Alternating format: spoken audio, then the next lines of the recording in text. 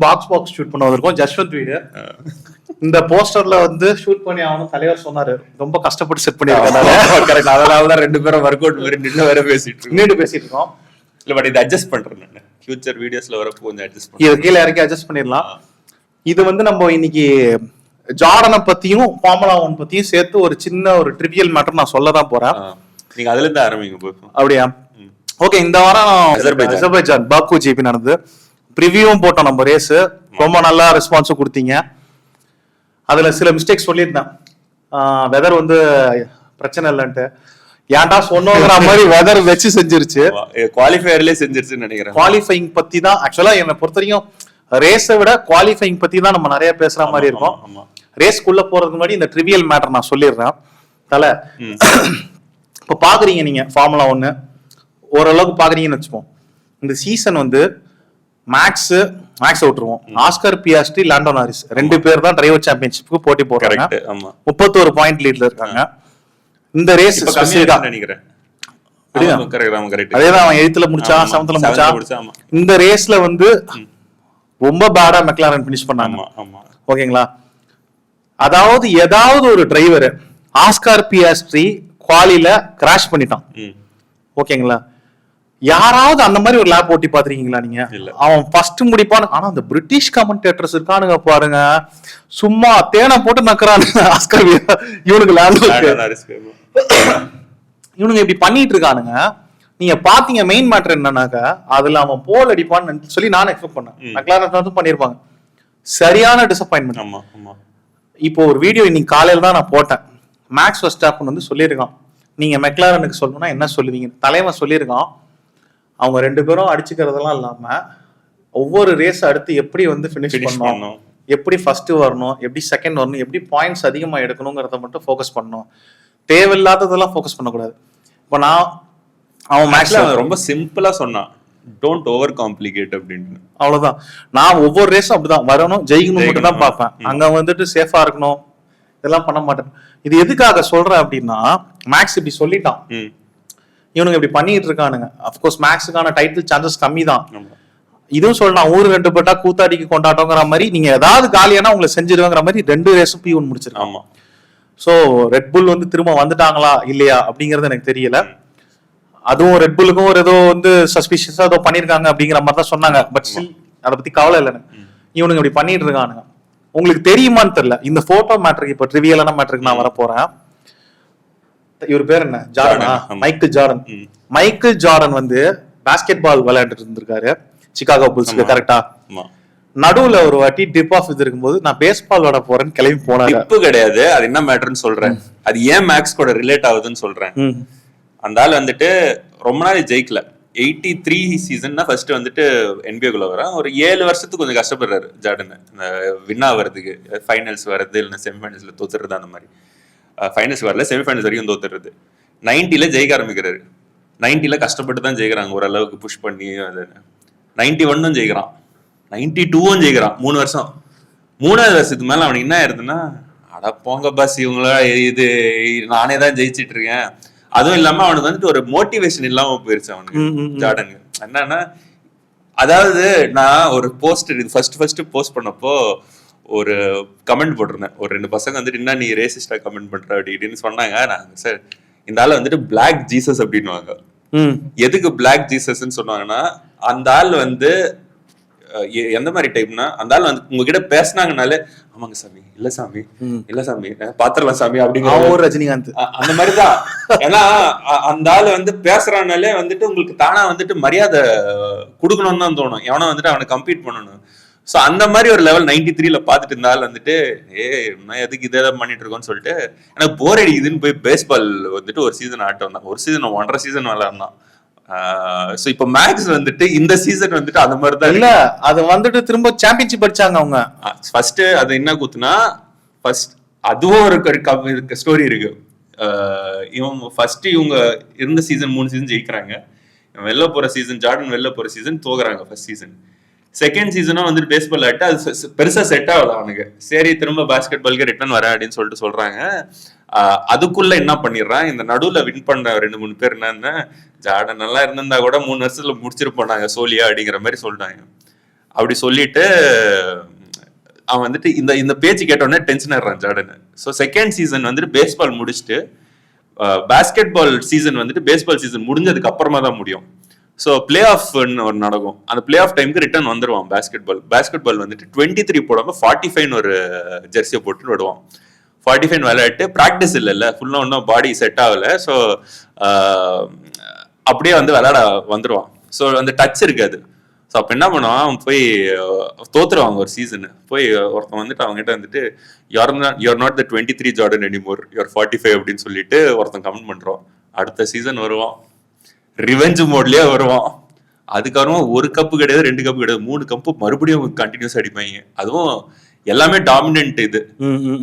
இப்ப நீங்க சொல்லுங்க மேக்ஸ். இது ரொம்ப நேரம் பேசிட்டோம் போல. இல்ல அதுதான் வேணும் ஆக்சுவலா. ஏன்னா அந்த அளவுக்கு எந்தூசியாசம் இருந்தாதான் பாஸ்கெட் பால் பாக்குறீங்க. ஜார்டன் இவங்க 2 பேரோட வெறியான ஃபேன். நீங்க நம்மளாம் வெறும் அந்த சிகாகோ புல்ஸ் லோகோக்காக தான் நமக்கு தெரிஞ்சது. மேக்ஸ் வெஸ்டாப்பனுக்கு இது ஒரு ஹாஃப் சீசன் மாதிரி. ஆமா, இது சீசன் அவ்வளவுதான்ட்டு மெக்லாரன் டாமினன்ஸ் வந்தோடனே முடிவு பண்ணிட்டு என்னமோ பண்ணிக்கோங்கடா, I am going to explore my various இதுன்னு சொல்லிட்டு அங்க போயிட்டு அந்த GT3 லைசன்ஸ்க்கு அப்ளை பண்றான். நேர்மையா அங்க போயிட்டு லஞ்சம் கஞ்சம்லாம் கொடுக்காம இன்ஜினோட ஹார்ஸ் பவர்லாம் கம்மி பண்ணி டவுன் கிரேட் பண்ணி ஓட்டி லைசன்ஸை ப்ராப்பரா வாங்குறான். இது எல்லாமே ஒரு வீக்கெண்ட்ல நடக்குது. ஒரு பிரேக்கு ஒரு வீக்கெண்ட்ல போறான், வாங்குறான், ஓட்டுறான், பெஸ்ட் டைம் செட் பண்றான். அங்கேயும் சின்ன காரை வச்சுக்கிட்டு திரும்ப அங்கேருந்து லைசன்ஸை வாங்குறான், இங்க வரான். இதுக்கு முன்னாடி வீக் வேற வின்னருவேன். அங்க ஜெயிக்கிறான், ஜெயிச்சுட்டு இங்க போறான், முடிக்கிறான், இங்க லைசன்ஸ் அக்வயர் பண்றான், குவாலிஃபைங்ல பிராக்டிஸ்ல நீட்டா ஓடுறான், குவாலில வந்து போல் பொசிஷன். அதுவும் அது வேற லெவல்ல வரிசையா. அப்படி எப்படின்னாக்கா ஃபர்ஸ்ட் வந்தா சயின்ஸ் அவ்வளவுதான் நினைச்சாங்க. ஏன்னா அங்க வந்து 6 சேஃப்டி கார் F1லயே வந்து ஹையஸ்ட் சேஃப்டி கார் வந்து பாக்குல வந்து ரெக்கார்டு. இது எல்லாமே கடந்த ஒரு 5 வருஷத்துலதான் அந்த ரெக்கார்ட் நம்பர் ஆஃப் சேஃப்டி கார்ஸ்லாம். பட் இதுதான் ஹையஸ்ட். இப்போ இந்த மாதிரி ஒரு சினாரியோ நடந்திருக்கு. அழகா வரான், லாண்டோ வருவானான்னு பாக்குறாங்க, வரல. அடுத்து இவன் வரானான்னு பாப்பாங்க, வரிசையா பிஎஸ்டி வந்து காலி ஆயிட்டான். பார்த்தா சயின்ஸ் இருக்கான், அப்படியே பயங்கரமா வில்லியம்ஸ் எல்லாம் இது பண்ணிட்டு இருக்காங்க, நீதான் அப்படின்ட்டு. ஒரு வேற லெவல் லேப், அது அவுட் லேப் அடிக்கிறான், அடிச்சு முடிச்சு போல் பொசிஷன் அடிக்கிறான், இங்கே வச்சிடறான். நல்லா யோசிச்சு பாருங்க, அங்க இருந்து வந்தா போன ரேஸ் வின்னு, நான் போறப்ப டைம் பாஸ்க்கு போய் லைசன்ஸ் எடுத்துட்டு வரேன், சிமுலேஷன் பண்ற ரேசர்ஸ், இது எல்லாத்தையும் நான் கொண்டு வர ட்ரை பண்ணோம். நான் மட்டும் அவன் எப்படின்னாக்கா கிட்டத்தட்ட F1ஓட கமலஹாசனம் அப்படிங்கிற மாதிரி எனக்கு தோணிருச்சு. நான் நிறைய எக்ஸ்ப்ளோர் பண்றேன். சூப்பர் ஸ்டார் மாதிரி இப்போ ஒரு இதுல சூப்பர் ஸ்டாரா இருக்கிறதுல விட அந்த அஃப்கோர்ஸ் காரு தான் எல்லாமே ரிலேட்டடா. சிம் ரேசிங்ல இருக்கிறதையும் பார்க்கணும், நான் இதையும் பார்க்கணும். நான் வேற பேர்ல போயிட்டு ஜெர்மன் பேர்ல போயிட்டு ரேஸ் பண்ணிட்டு இருந்தான் தலைவன்.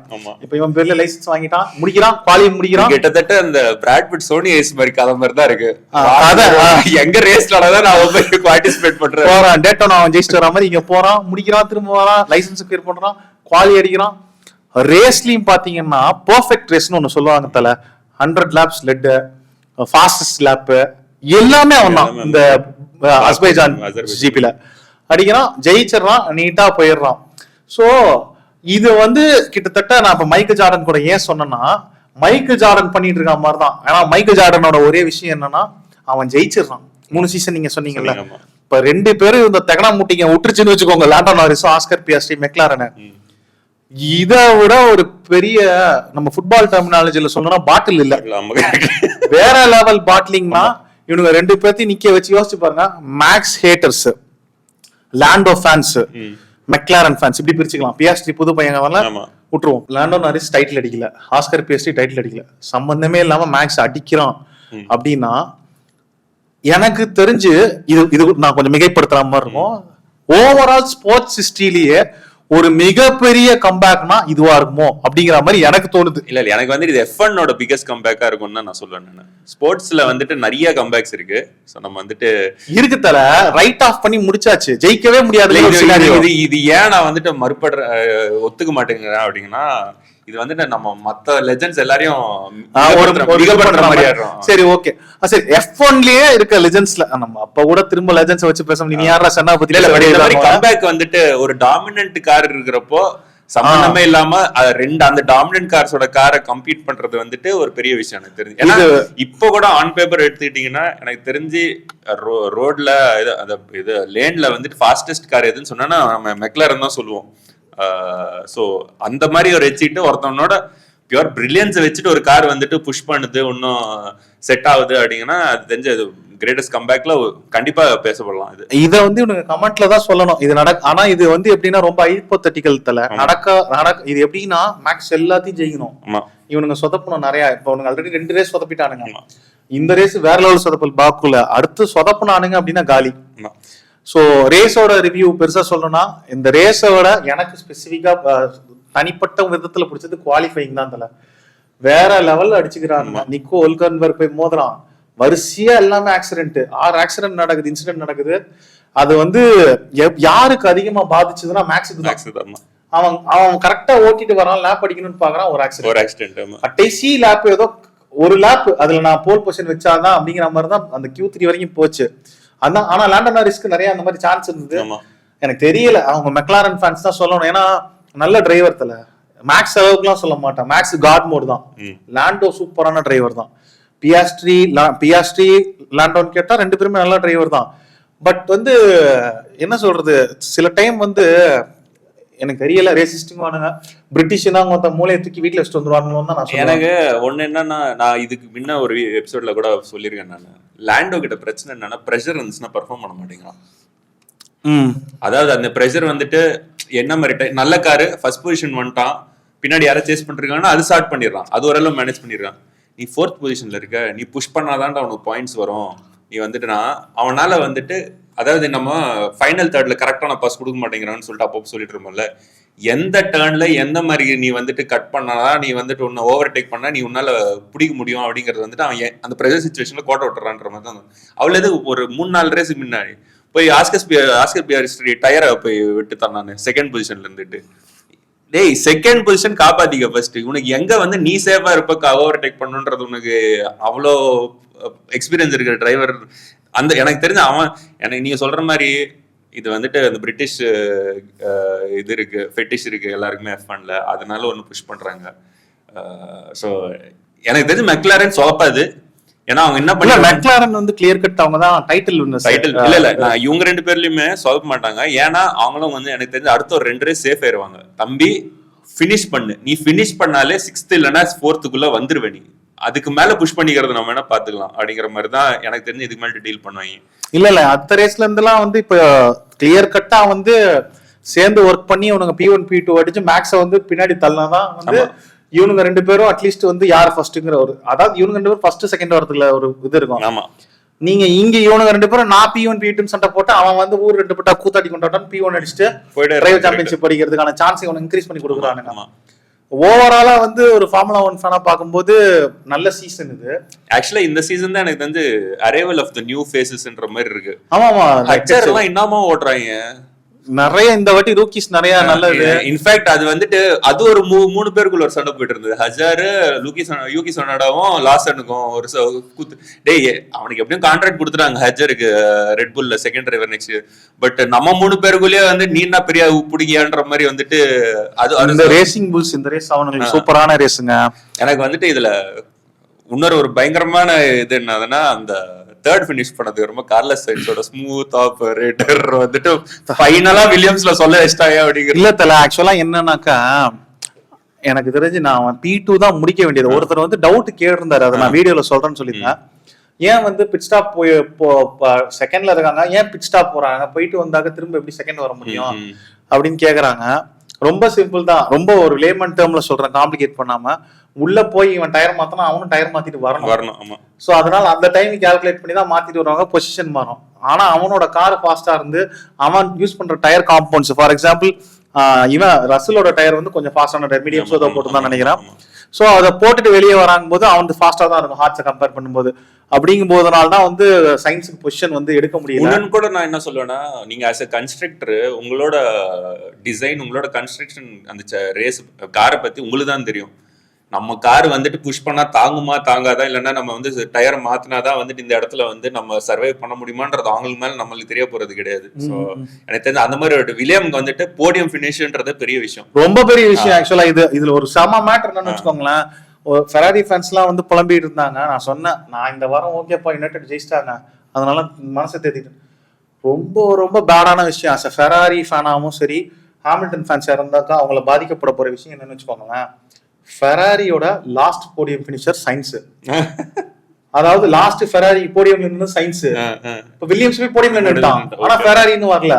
அஃப்கோர்ஸ் ஸ்பிரிண்ட் ஒன்னு ஜெயிச்சிருக்காரு, ஆனா பட் ஸ்டில் மெயின் ரேஸ்ல பாத்தீங்கன்னா ஃபெராரி இன்னும் அடிக்கல. அப்படிங்கும்போது எனக்கு வந்து இதுக்கு பருத்தி மூட்டை அங்கேயே இருந்திருக்கலாமேடா அப்படிங்கிற மாதிரி சொல்லக்கூடாது. ஹாமில்டன் கோட்டு தான் எல்லாம் தான், அந்த ஆளு நல்லா தான் ஓட்டுறாரு. நேற்றுக்கெல்லாம் என்னை பொறுத்த வரைக்கும் டீசென்டான ஓட்டுறேன், ஆனா ஏதாவது என்ன சொல்றதுங்க வேலைக்கு ஆகல.